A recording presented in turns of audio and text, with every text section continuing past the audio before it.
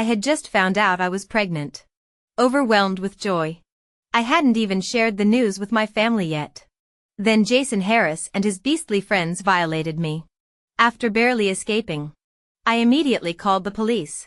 Little did I know this was only the beginning of my nightmare. My husband Jack started despising me and demanded a divorce. My own parents locked me out, saying I'd shamed them. Jane stabbed me in the heart, screaming that I'd ruined her life. The pain was unbearable. All my carefully planned revenge schemes vanished into nothingness. I couldn't accept dying like this. But darkness swallowed me whole. Then I saw truths I'd never known. When I opened my eyes again, I was lying in the luxurious king-size bed I'd personally chosen for our marital home, surrounded by my favorite blush pink bedding. Confusion gripped me. Hadn't Jane stabbed me? Unless I was reliving the past? Jack's voice cut through my thoughts from the living room. Lily, get up. My sister needs you to deliver something. I'm late. The front door slammed before I could respond. Yes. I was definitely back 1 hour before those 5 monsters would attack me. Remembering what was coming, my body shook uncontrollably. My trembling hands couldn't even reach the phone on my nightstand. After several shuddering breaths, I forced myself to focus. In my previous life, I'd endured gang rape, miscarriage, abandonment by my forever loving husband, and disownment by my parents, all while fighting to send those criminals to prison. But Jane had found me in that shady motel, my only refuge after becoming homeless, and ended everything. Only in death did I learn the truth. Jack was having an affair. He conspired with Jane to steal my $150,000 savings, destroy my reputation, and drive me to suicide. My parents' rage stemmed from me refusing to fund my brother's home purchase before marriage. The Wilson family saw me as expendable. They'd rather have Jane imprisoned than let me keep my hard-earned money. As these bitter realizations swirled, my phone rang with the annoying tone Jack had insisted on installing. Now I recognized it for what it was, part of the psychological manipulation he'd been practicing since we started dating. Steadying myself, I answered. It was Jane. Staring at the familiar contact name, rage burned through my veins. But I had to act normal. Couldn't risk alerting them. The phone rang for nearly a minute before disconnecting.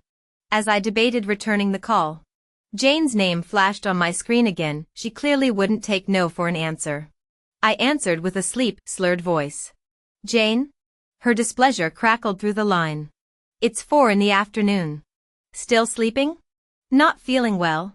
I mumbled, stretching the truth. My period's late too. Was about to get a pregnancy test from the pharmacy. Did you need something? I dangled the pregnancy bait, testing if any shred of conscience remained. In my previous life, I'd planned to tell Jack over candlelit dinner that night, wanting him to experience the joy of impending fatherhood. But he'd rushed out after lunch, and Jane's frantic call about delivering medication derailed everything. Her place was only 10 minutes away by bike. I'd reasoned. Plenty of time to cook dinner afterward. That decision became my personal hell. Jason, Jane's husband, had always made me uneasy. In 2 years of dating and marriage to Jack, I'd rarely visited the Wilson family home. At first I thought Jason just had creepy staring issues. Later I understood that was a predator sizing up prey. Last time, Jane claimed Jason needed blood pressure medication urgently. Their usual prescription ran out. She bought replacements but got called back to work. Enter the freelancer with flexible hours. When I delivered the pills, Jason yanked me inside before I could react. Their living room reeked of cigarettes and cheap beer. At 5 p.m., Jason's friends were already boiling supermarket-grade processed meat in a cloudy hot pot.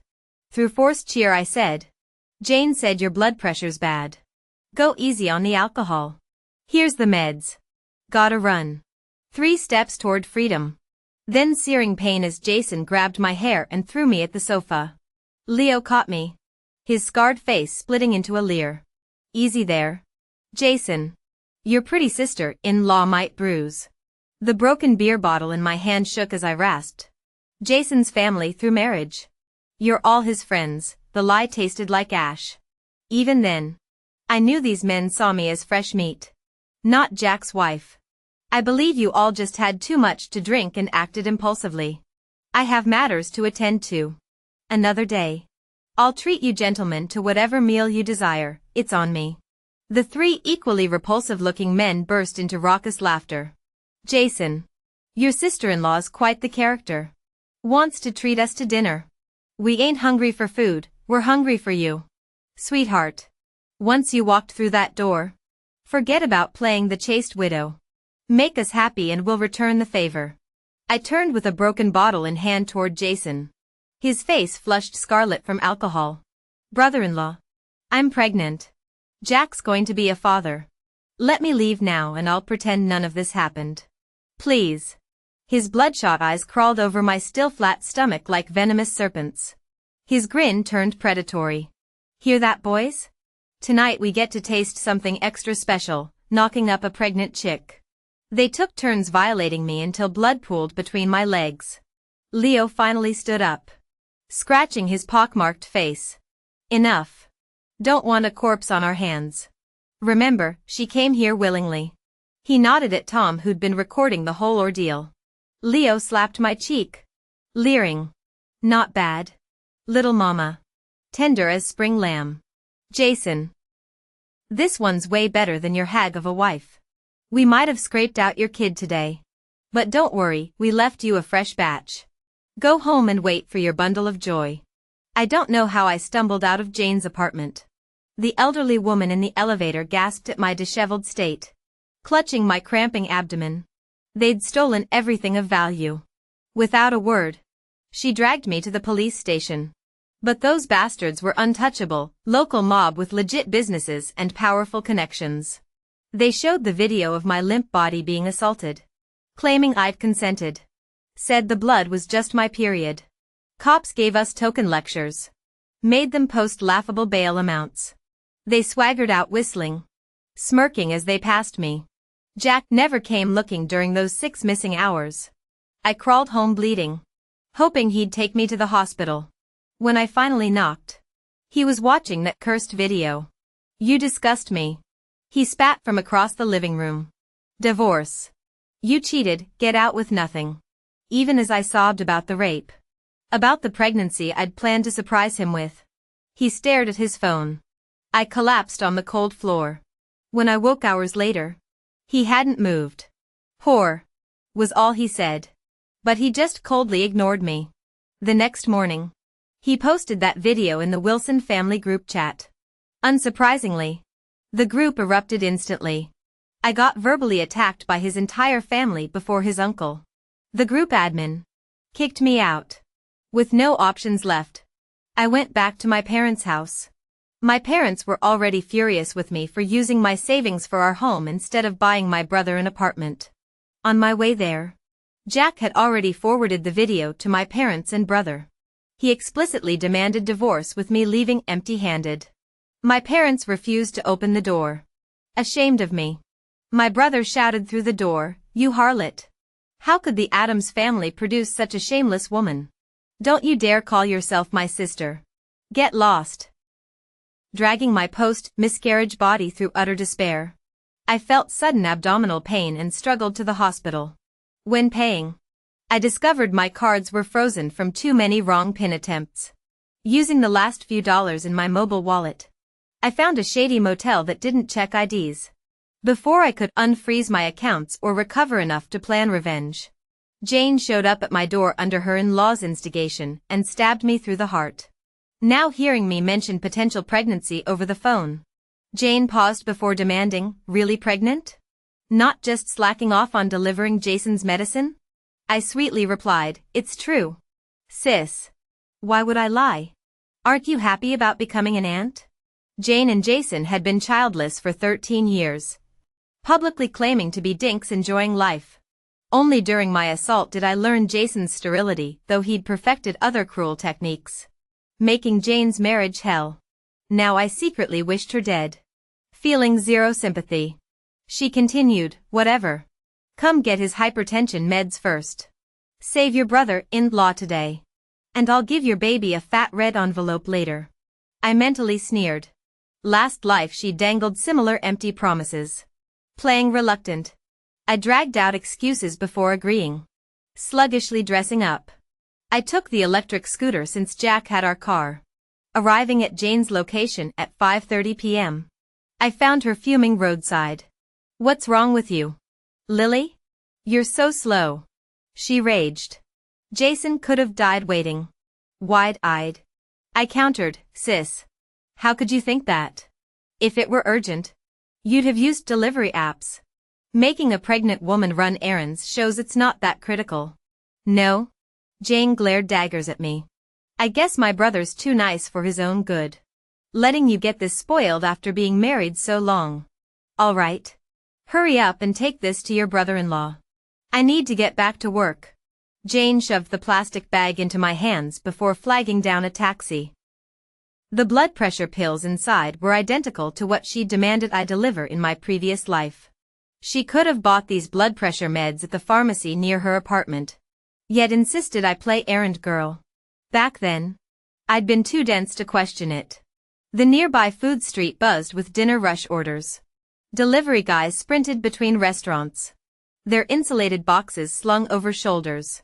After minutes of scanning, I spotted a rookie. His pristine delivery bag and nervous phone checking gave him away.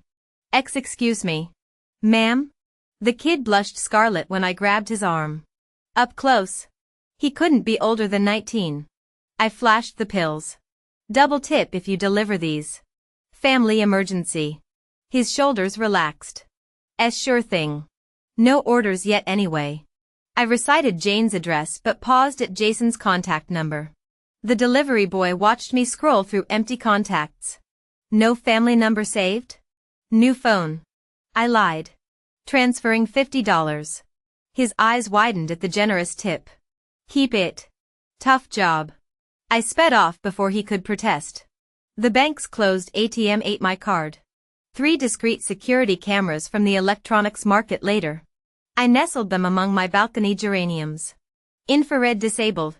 Invisible to prying eyes. By 8 p.m., my floral sentries stood guard.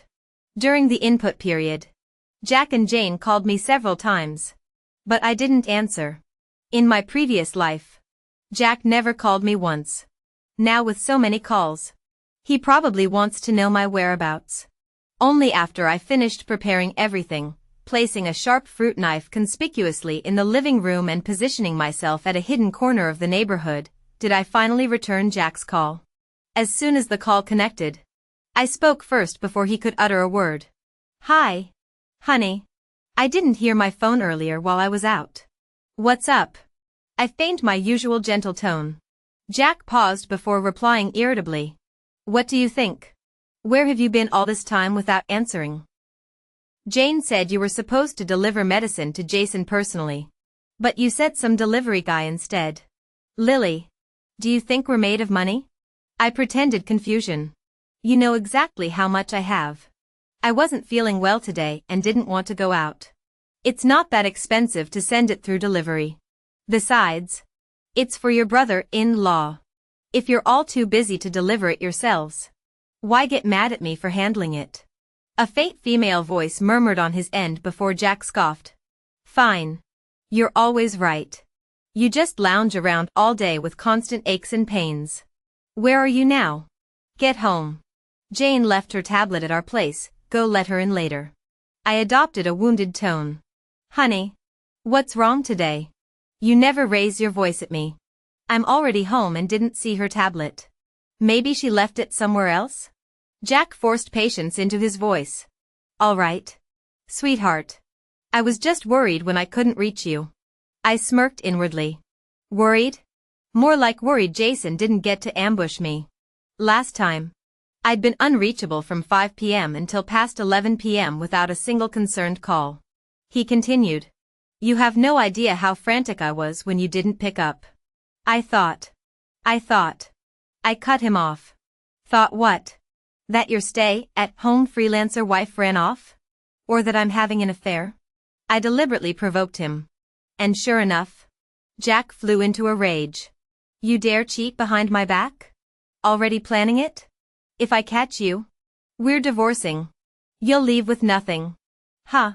A few words exposed Jack's true colors. How I hated myself in my past life for falling for his smooth talk. I used to mock love-struck fools. Joking hopeless romance should be covered by critical illness insurance. Yet after marriage, while escaping my parents' exploitation, I fell into Jack's honey trap. I foolishly revealed my finances. He hugged me tenderly then, praising me for not being brother-dependent, insisting my money remained mine. He promised monthly allowances he'd provide. I'd just be beautiful. But within 6 months, his parents' constant emergencies drained his salary. He coaxed me into using my savings instead. Each time I paid, he'd shower me with affection. Having grown up neglected, I mistook this act for real love. My past self truly starved for affection. Without that tragic wake-up call, I'd have let the Wilson family bleed me dry forever. Snapping back to reality, I pouted into the phone. Come home now. I'm scared being alone. I hung up abruptly. Jane called immediately. Crouching deeper in the shadows, I glanced at our lit apartment. I'd left every light on and hung Jack's garish boxers on the balcony earlier. The door slightly ajar. Now in darkness. Those tacky underwear glowed like cheap festival flags under balcony lights. Answering. Jane's shrill voice attacked. Lily. What's your game? I told you to deliver Jason's medicine personally. Some random courier could delay it, he might die. Holding the phone away, I replied coolly, Jane. Why are you Wilsons so frantic today? Jack yelled at me too. I owe your family nothing. You married into the Wilson family. You're ours in life and death. How dare you? Cutting her off, I gritted, what do you want? Jane? Someone seemed to hurry her. Wait there. My tablet's at your place. I'm coming over with Leo and Tom. Don't you dare? The line went dead. Smiling, I texted Emily, they took the bait. Phase 2 ready. I'll wait for you to bring it over. I was about to say. Who knows where your tablet went? It's not at my place. But Jane didn't let me finish. Hanging up without even a polite goodbye. How rude. I held my charged phone, having swapped in the new data SIM card from the computer market earlier. Disabling my original carrier service, I activated mobile data. Within 5 minutes, Jason and those scumbags entered our neighborhood.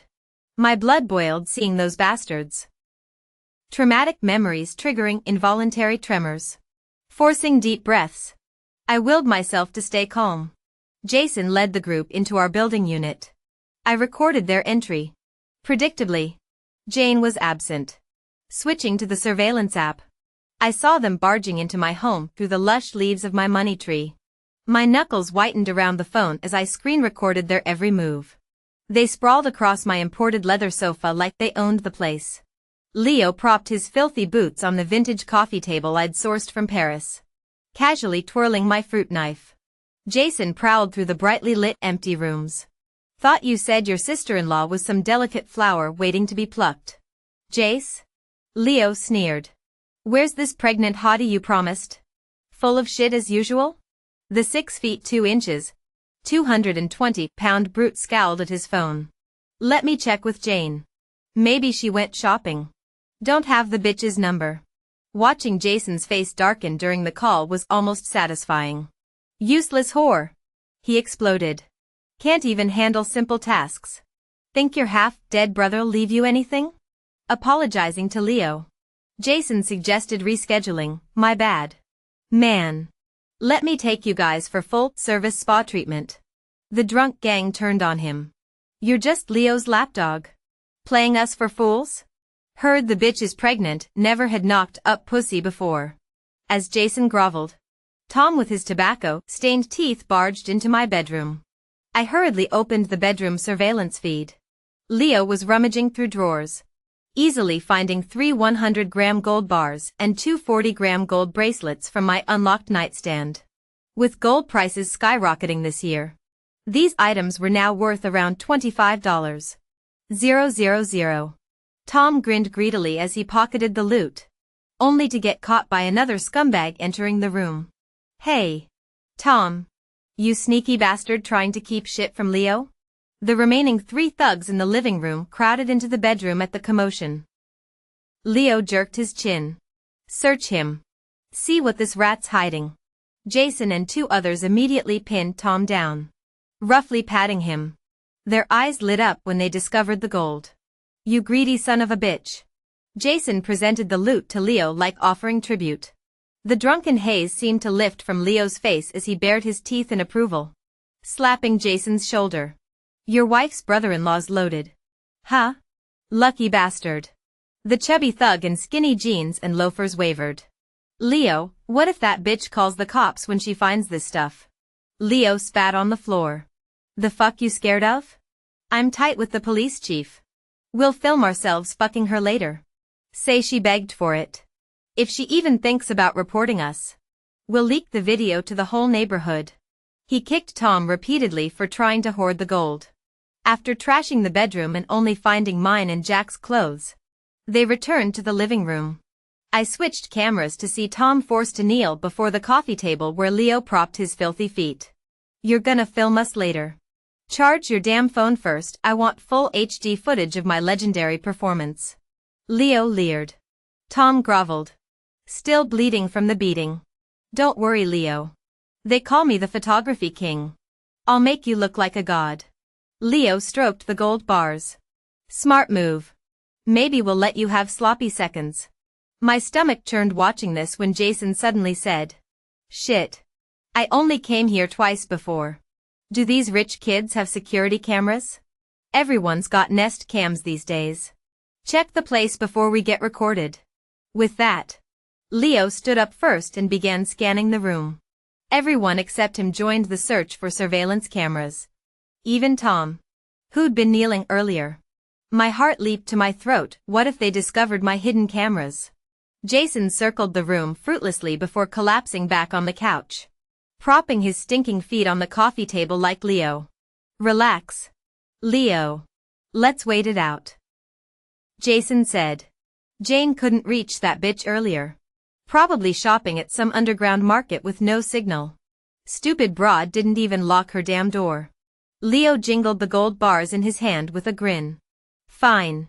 I'm getting both the woman and the loot tonight. That idiot brother of hers won't come barging in. Right? Jason stroked his chin. Chill. He's the one who sent me here. Probably getting laid somewhere. Leo suddenly chuckled.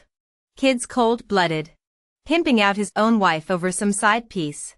Jason nodded. Told Jane that if we mess with his wife, he can divorce her clean and take everything. Plus women care about face. She'd have to slink off quietly. Leo pocketed the gold bars with a smirk. Kids these days. I swear. The scumbags raided my fridge, smearing yogurt everywhere while spitting sunflower seed shells. Watching the clock tick toward 9 p.m. through my camera feed, I maintained cold composure. Suddenly one thug leaned toward the living room camera, his grotesque face filling the screen. What's this? My pulse spiked again, though I'd wisely activated phone recording as backup. The moron pressed closer, only to pluck a caterpillar from my happiness tree. See? This crap's why I never let my wife keep plants. His words stunned me. This repulsive lowlife actually had a wife? I'd assumed these aging delinquents were permanent bachelors. Earlier, I'd deliberately worn my new black workout gear perfect for night movement. Exiting through the bustling side gate Jack always avoided, I hailed a cab to the train station. The 9 p.m. crowd was just settling into nightlife spots as I boarded the last departing train. Through my headphones, I monitored the feed showing those bastards lounging in my trashed home. My original SIM card had been disabled since 8 p.m. Let them wait, I was already halfway to freedom. I muted all notifications on my messaging app. As long as I didn't open it, I wouldn't see anything. It didn't take a genius to picture Jack and Jane frantically searching for me right now. At 9:40 p.m., I boarded the last high-speed train leaving the city, heading 300 miles away. During this time, those scumbags gradually dozed off. Leo emerged from the bedroom, spitting a glob of phlegm onto the once pristine floor now littered with trash. So you're Jason's useless brother-in-law? Real slick. Kid. Only after settling on the train did I plug in my charger beneath the seat. I briefly stopped the screen recording and opened the app. Just as expected, Jack and Jane had bombarded me with messages, first demanding to know my whereabouts, then raging about me not answering calls. The last message from Jack at 9:40 p.m. read, "If I catch proof of your affair, you're dead." I smirked and closed the app. If he wanted to play the threat game, I'd gladly oblige. By 10:30 p.m., darkness blanketed the landscape outside. Guessing Jack would be home by now, I reopened the surveillance feed. The screen showed the scumbags half asleep, except for Jason, whose shifty eyes kept darting around. The crisp sound of a key turning echoed through my earbuds. Jack appeared in the foyer moments later, trailed by Jane. After failing to reach me, Jack had chosen to confront me in person, probably hoping to catch me in the act. His phone was already raised to film as he entered. Jason bolted upright, yanking Jane backward as she tried to slip away. "Where the hell were you? You said your brother's wife would be home." Jack froze. His sister had never mentioned her husband treating her this way. Forcing a smile, he addressed Jason, "Don't be mad, bro. I can't reach Lily either. Maybe you should all head home for now? We'll figure this out later." He pulled out a wad of cash from his pocket, discreetly handing it to Jason behind Jane's back. The amount remained unclear. Jack's smile stayed plastered on. "You must be Leo. My brother-in-laws told me so much. Here, a small token of respect." He produced another thick stack of bills. This time, I saw it clearly, at least 10 grand. My blood boiled watching him shower these thugs with cash after constantly pleading poverty during our divorce negotiations. Once the scumbags finally left, Jack collapsed onto the sofa, staring at the wreckage of our formerly spotless home. The fruit knife Leo had tossed on the coffee table gleamed mockingly, too cheap for their tastes. Jack cursed my name through gritted teeth, utterly defeated by his own twisted scheme. Still legally married to Jack, he hasn't caught any concrete evidence of my infidelity. Watching the surveillance feed, a plan crystallized in my mind. When Jack's phone rang, he startled like a spooked cat, fumbling to answer before slumping back onto the couch upon seeing the caller ID. Obviously, it wasn't me calling. Through the camera lens, I observed Jack's half-hearted murmurs into the device. No prizes for guessing his side piece. The mistress must have noticed his distracted tone, probably offering saccharine comfort in that cloying way homewreckers do. Jack puckered his lips for an audible kiss, pitching his voice higher. "Sleep tight, baby. Of course I'll marry you. Our little bun in the oven needs formula money. I'm working on the cash ASAP." So the other woman's pregnancy beat mine to the finish line. No wonder this cockroach resorted to life-ruining schemes. Had he been honest, I might have let this trash couple walk away scot-free, though he'd get exactly $0. Our car? Jointly purchased during the marriage. Not a chance. Nausea gripped me at the 40-day-old parasite growing inside. Carrying this vermin's offspring felt degrading. But termination would have to wait both medically and strategically. Right now, bigger fish needed frying. By 12:10 a.m., I'd reached the provincial capital 500 kilometers away. The 5-star hotel loomed before me, its gilded entrance mocking my hesitation. A delivery guy lingering across the street caught my eye. He scurried over, reciting the code phrase, "The eagle lands at dawn." To admire slender waists, I countered smoothly, accepting the keycard he produced. The woman who'd arranged this was Emily, my top patron from live streaming days. We'd connected on WeChat years back when I did ASMR streams on TikTok. My rainfall tracks and poetry readings curing her work-induced insomnia. True to form, Emily had booked this room anonymously within hours, stationing this courier with military precision. Even if Jack tracked me to this city tomorrow, finding this needle in the metropolitan haystack would be impossible. The security cameras here wouldn't betray me like our home system did. I lay on the plush hotel bed wide awake, tossing until 4:30 a.m. I grabbed my phone and texted Jack, "Emergency trip. Your sister Jane mentioned picking up the tablet before I left." So I left the door ajar, Told her to lock up when done. Just remembered I forgot to secure the nightstand. Check if the gold bars and bracelet I bought last year are still there after you wake up. The bracelet's mom's birthday surprise, she's been eyeing gold bracelets forever. I hit send on WhatsApp and powered off my phone. Content with my flimsy excuse. Whether he bought it or not. I needed sleep. Everything else could wait till morning.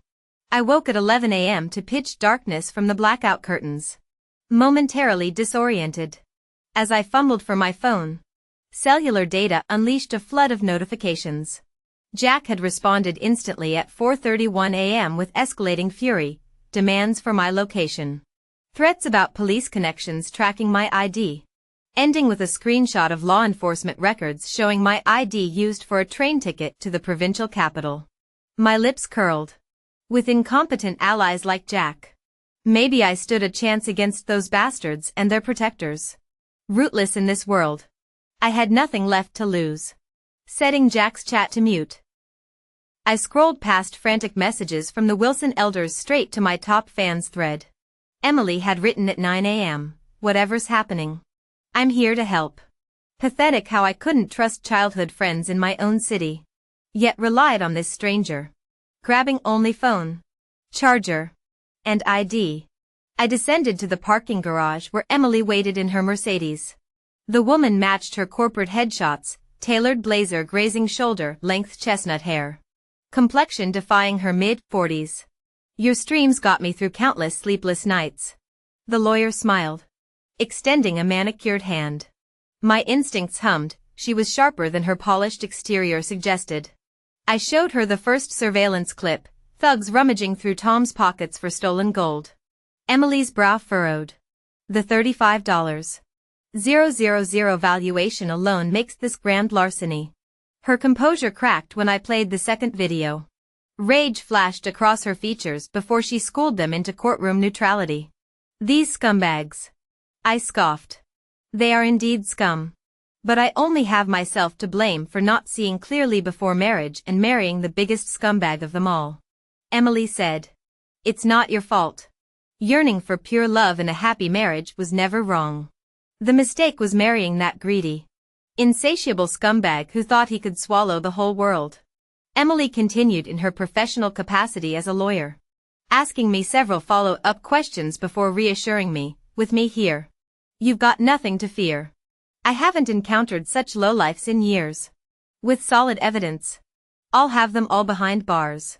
However, your ex-husband, Jack, only played an instigating role in this case. The testimonies from these thugs alone aren't enough for conviction since they didn't physically harm you yet. Though the breaking and entering charge is ironclad. Do you have receipts for those gold items?" I nodded quickly, explaining the digital invoices stored on my phone. When Emily suggested filing a police report immediately, I hesitated. Jurisdiction belonged to our hometown where those thugs bragged about having connections. Emily gave me an incredulous look. "We live under the rule of law. You're a college graduate, how could you believe street-level punks have real political protection?" I showed her Jack's screenshot of what appeared to be police records. "Any officer with department access could pull this up." She laughed, pointing at the watermark bearing Leo Quinn. I repeated the name, wondering if this Leo was their supposed protector, maybe even family. Given the shared surname, these morons couldn't even redact sensitive documents before sending them to Jack. I realized. And Jack was stupid enough to use this as blackmail material. The universe is finally on my side. After taking a call from her law firm, Emily left, promising to regroup later. Back at the hotel, I checked security feeds showing my locked apartment with Jack's conspicuous absence since his 8:03 a.m. door slamming exit amidst the still, chaotic living room. When I reactivated my phone, Jane's call came through instantly. She'd clearly been spamming my line. "Found your tablet yet, sis?" I answered sweetly. Jane's voice trembled with suppressed rage. "Lily, where have you been all night? My brother almost filed a police report when you didn't come home. We were worried you'd gotten arrested during some shady night out and embarrassed the Wilson family." I adopted an innocent tone. "I suddenly craved Haagen-Dazs last night, so I took a cab to get some. After eating it, I felt too guilty about the calories and went for a jog along the river. Didn't Jack tell you I got home at 11:30? Jason's anxious voice murmured in the background, urging her to ask when I'd return. Jack said you never came home. Who are you trying to fool? Jane's voice sharpened. Calmly, I replied. When I got back, the place looked ransacked. Jack claimed his brother-in-law brought people over. We had a huge fight about it. Of course he'd lie about me not returning. Is this really why you're calling at noon? Sis? I deliberately yanked the hotel nightstand drawer with a loud wooden clatter, gasping dramatically. Wait, where are my 3 gold bars and pair of gold bracelets? Did we actually get robbed? Are you home right now? Jane demanded. Where else would I be? I'm calling the police about the theft. I pretended to hang up, smirking as her shrill voice erupted through the receiver. Don't you dare. You two are always misplacing things. I'll help search when I come for the tablet later. Only call the cops if we can't find anything. After whining for effect, I reluctantly agreed. Hanging up, I opened my phone app just as Jack's message popped up. You're home? I casually typed back. Yeah. After pausing, I added, we've been robbed. Filing police report now. Tell your sister not to come. His voice call came instantly. What's missing? Where were you last night? Are you brain dead? I screamed. The apartment was trashed. Did your drunk buddies do this or did thieves take my gold? Where are you? Get home now. I'll be home in 20 minutes. As long as I knew Jack Wilson wasn't coming to the provincial capital, I could relax. I quickly disabled the original call function and activated the monitoring software with screen recording. Staring at the surveillance feed, I watched the door swing open 15 minutes later. Jack barged in first, finding the house still in complete disarray exactly as he'd left it that morning. Following him were Jane Wilson and Jason Harris. Jason was still on the phone urging someone to get here fast. I sneered, even a moron could tell he was summoning those scumbags. They really wouldn't stop until they destroyed me. Confirming they were all present with no pursuers heading to the capital, I immediately video called Jack. He answered instantly. No wonder things felt off lately.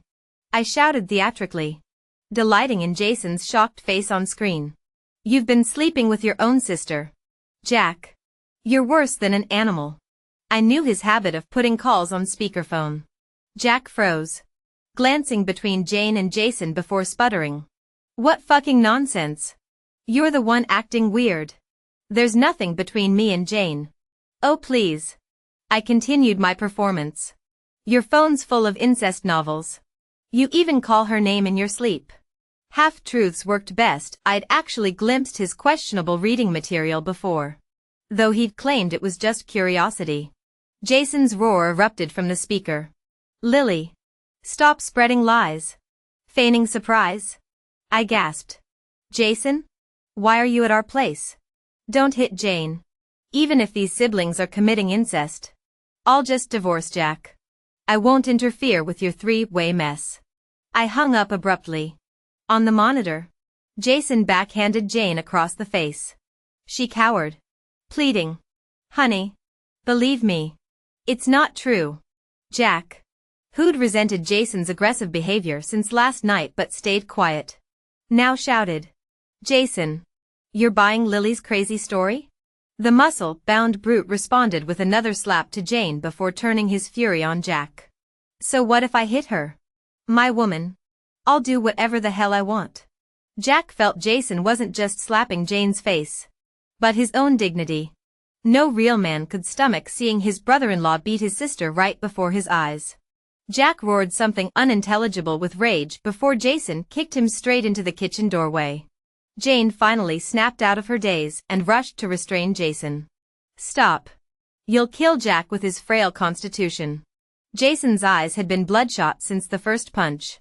He stormed over, yanked Jack up by the collar, and started pummeling him while spewing vile curses about his ancestors. Jack barely broke free, only to be tackled by the burly Jason near the living room coffee table after 2 stumbling steps. I watched their rat fight with relish, marveling that these idiots had outsmarted me in my past life. The collision sent a fruit knife clattering to the floor.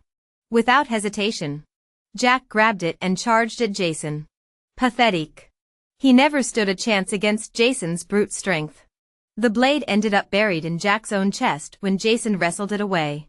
Jason yanked the knife out and plunged it into Jane's back as she wailed over her brother. The security footage showed everything drenched crimson, pure bliss. Neighbors called the cops after the screams. Municipal PD responded within minutes since it was a criminal case. They called about Jack's death while I was undergoing an abortion procedure. Emily took the call. When the anesthesia wore off, Emily met my gaze. Silver lining, your ex got stabbed through the heart during a fight with his brother-in-law. No messy divorce. Just widowhood. That scheming sister-in-law of yours lost too much blood from a spleen injury. Still comatose. You're not completely clean here. But don't worry. I'll keep you safe. I returned home next morning to find it sealed as a crime scene.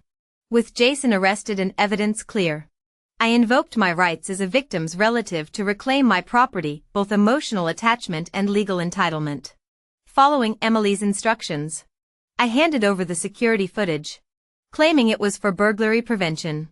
The recovered gold jewelry stolen by those four lowlifes was returned after police reviewed Jason's confession. Regarding the leaked police document, authorities clarified Leo remained deputy chief at a local precinct, with the matter being handled internally.